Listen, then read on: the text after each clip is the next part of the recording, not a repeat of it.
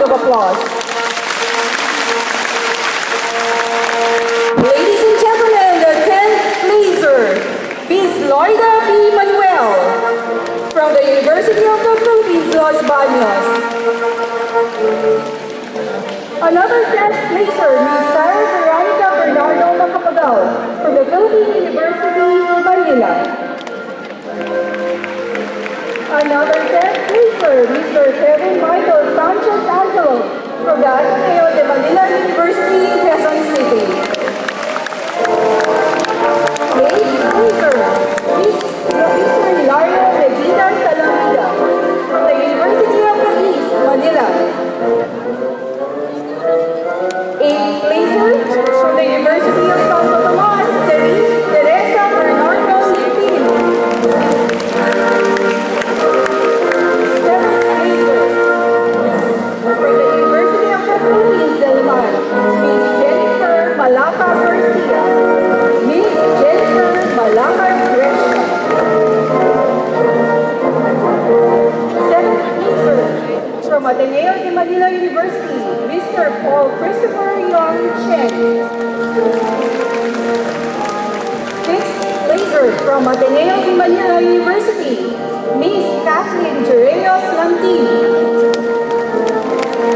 5th placer, from Central Colleges of the Philippines, Mr. Ramon Batario Cristobal. 4th placer, from the La Salle University, Manila, Mr. A.C. Gania Sandigan.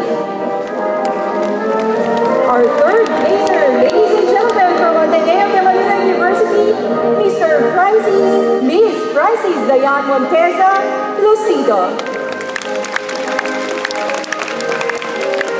And now, ladies and gentlemen, presenting to you our first placer from the University of the Philippines, Dalaman, Miss Daisy Roldan Morales.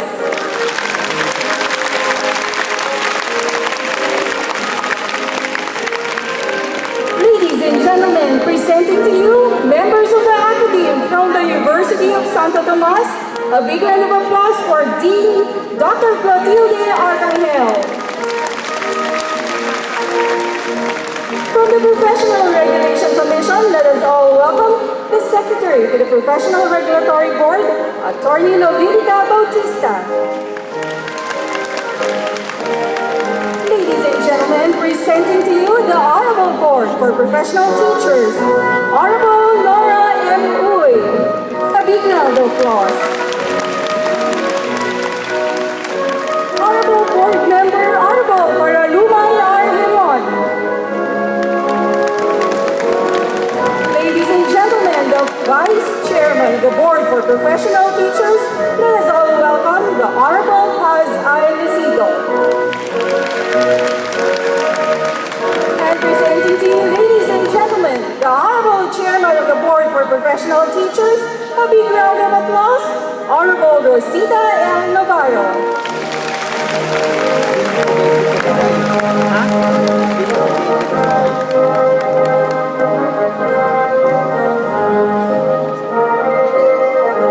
Ladies and gentlemen, our very distinguished guest of honor, the Chairperson of the Professional Regulation Commission, a big round of applause, the Honorable Chairperson Teresita R. Manzala.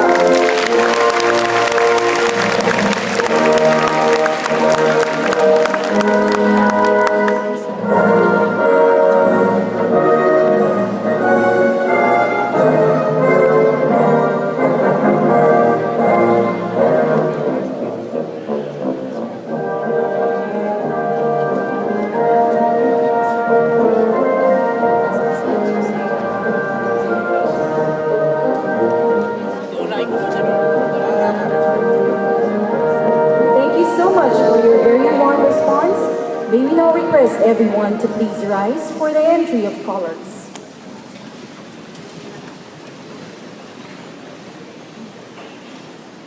Ladies and gentlemen, the Centro Escolar University for the entrance of colors of the Board for Professional Teachers, the Professional Regulatory Commission, the Philippine flag.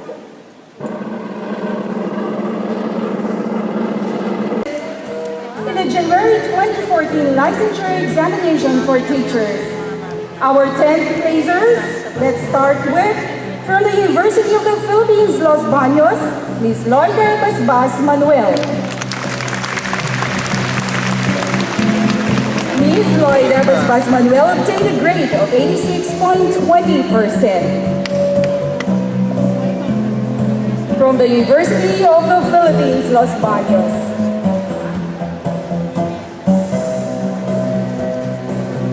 Congratulations.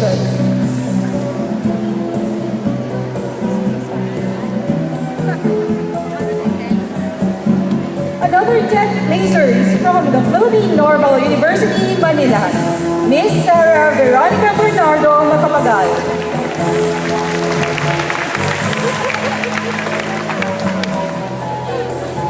Miss Sarah Veronica Bernardo Macapagal obtained a grade of 86.20%. From the Philippine Normal University, Manila. Once again, congratulations.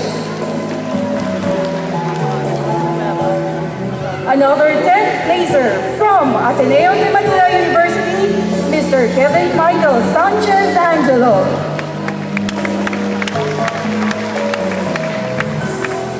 Mr. Kevin Michael Sanchez Angelo obtained a grade of 86.20%. From Ateneo de Manila University.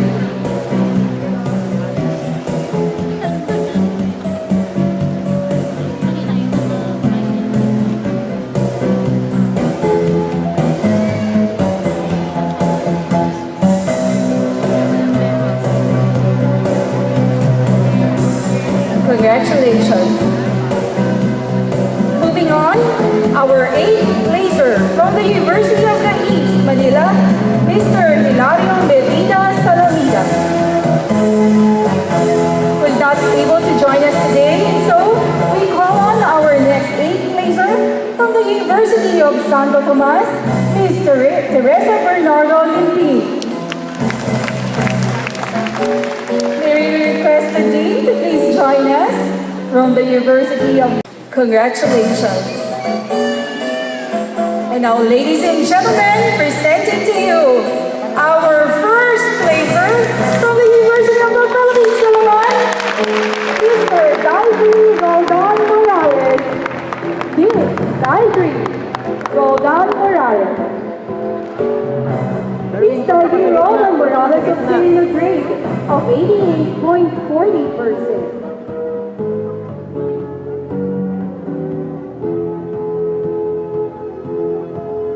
From the University of the Philippines, Dalaman.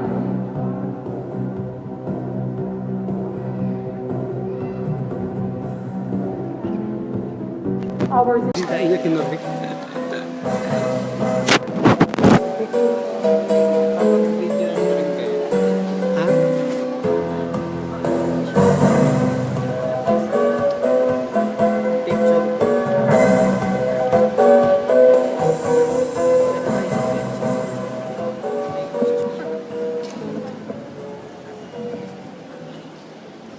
Sa lahat ng mga naririto ngayon, isang magandang hapon sa inyong lahat. Tama po si Honorable Lucido kanina nung sinabi niyang napaka-espesyal ng araw na ito. Hindi lang dahil oath-taking natin, kundi dahil ito ang araw ng isa sa mga una nating guro at ito'y ating mga ina. Kaya binabati ko po ang lahat ng mga ina na naririto o di kaya hindi man natin sila kapiling, Happy Mother's Day po sa lahat ng mga nanay.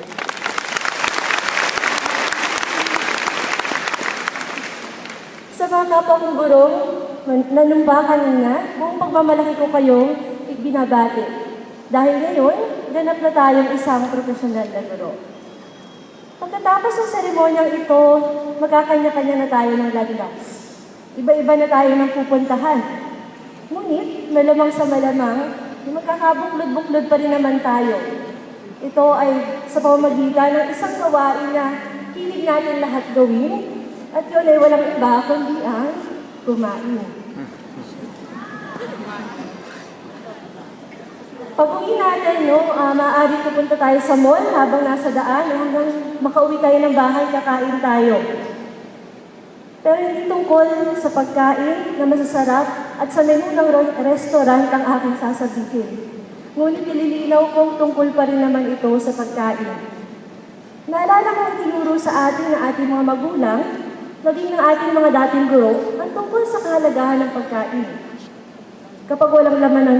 Kaya naman sinasabi sa atin ng isang patalastas ng vitamins, bawal magkasakit.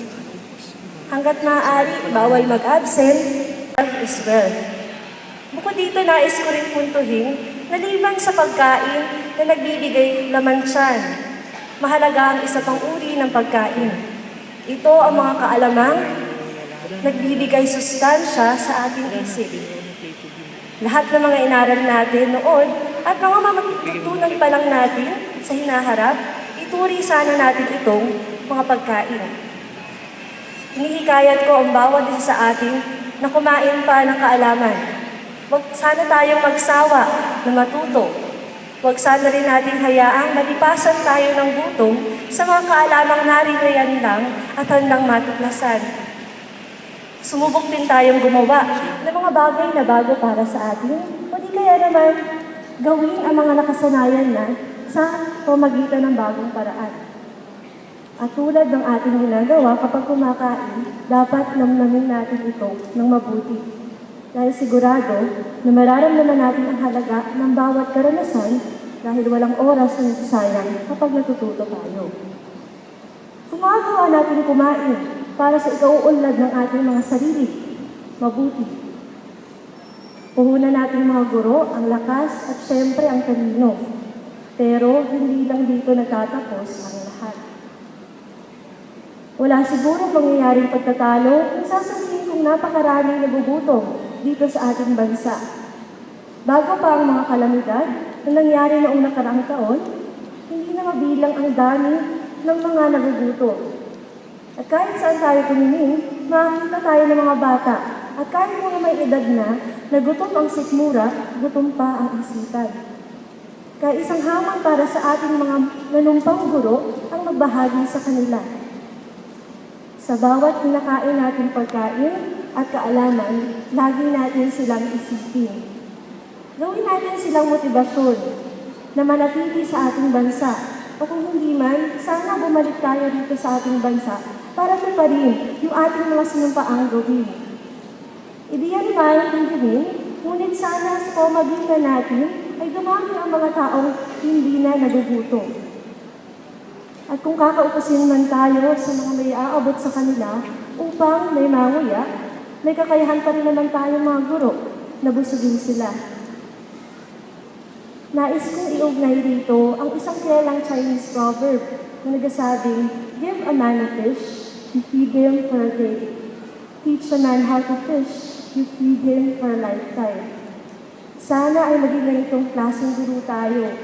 Yung hindi lang sa loob ng classroom, nagagamit ng mga estudyante ang mga bagay na ating itinuturo. Tulungan natin sila kung paano matuto, kung paano umasang ng tama, mangarap at kumilos. Tulungan natin lalo na yung mga gutom na gutom para makabangon sila, maipagtanggol ang mga sarili mula sa mga pumipigil sa kanila upang umunlad. At sa kabilang banda, tulungan din naman natin yung iba na hindi man gutom ang sikmura, pero gutom naman o kapos sa mga aral tungkol sa paikipagkapwa-tao at sa totoong nangyayari sa ating paligid. Anumang subject ang ating ituturo, values man yan, social studies, English, math, music, PE, art, science o Filipino. Ihain natin ito na parang saring-saring putahe na nagugustuhin nilang balik-balikan. Ipatigil natin sa kanila ang iba't ibang lasa ng buhay.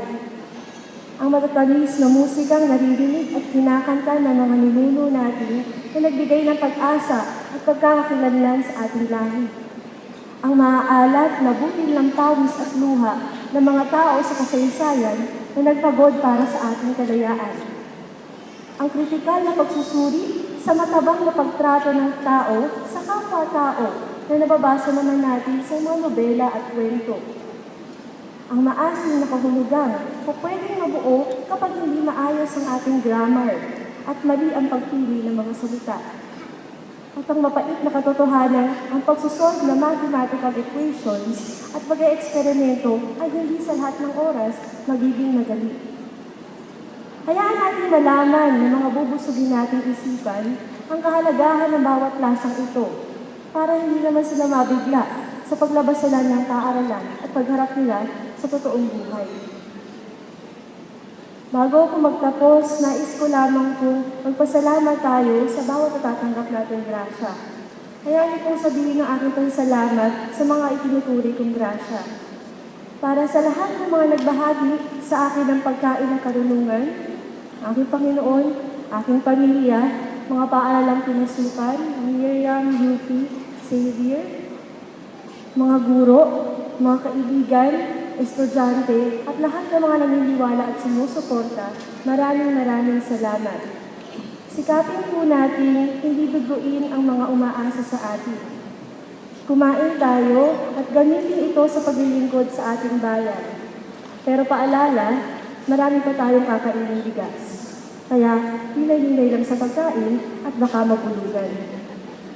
Muli, pagbati sa lahat ng bagong guro ng bayan at magandang hapon sa inyong lahat.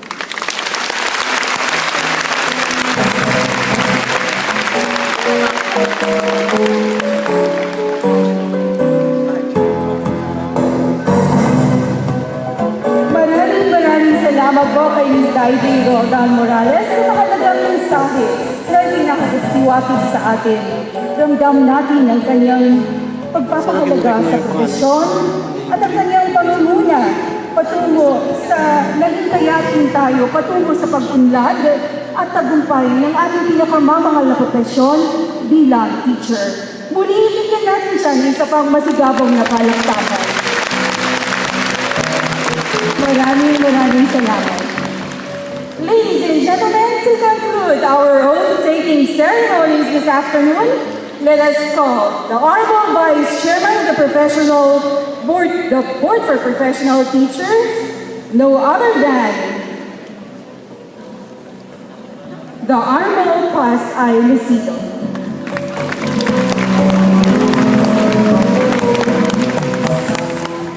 Ms. Darker Morales, sumasang-ayon kami sa iyo na talagang kailangan kumain para mag-celebrate ngayong araw na ito. That's my final closing, that this day deserves really a celebration. I have opening words for you that say, our nation accepts you. You are professional teachers and the many decades to come. Colleagues, welcome to the teaching profession.